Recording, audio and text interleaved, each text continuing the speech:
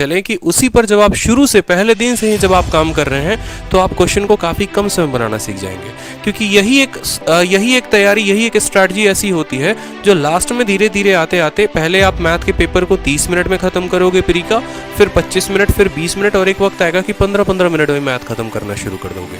वो तब होता है जब पहले दिन से ही आपका माइंड मेकअप होता है कि मेरी स्ट्रैटेजी फिक्स है, मुझे इस तरीके से पढ़ना है। तो मैथ्स में आप दो चीज़ें करोगे, एक अरिथमेटिक और एक एडवांस। दो पोर्शन होते हैं मैथ्स का सिलेबस में, अरिथमेटिक और एक एडवांस, ठीक है।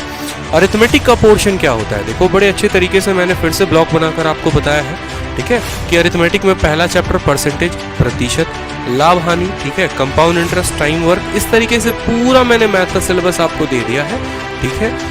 ये सिलेबस जो है इसके साथ इनकी वेटेज भी दे रखी है कि देखो प्री में जो परसेंटेज से 1 से 2 सवाल, प्रॉफिट लॉस के 2 सवाल पक्के ही आएंगे, कंपाउंड इंटरेस्ट के 2 सवाल पक्के हैं आएंगे, ठीक है।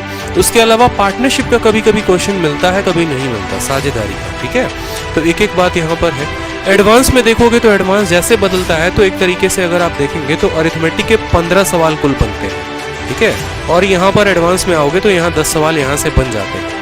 ज्योमेट्री के 3 सवाल मिलते हैं, मेंसुरेशन 2D और 3D के 2 सवाल, इस तरीके से ट्रिग्नोमेट्री के 2 सवाल, अलजेब्रा, नंबर सिस्टम, डेटा।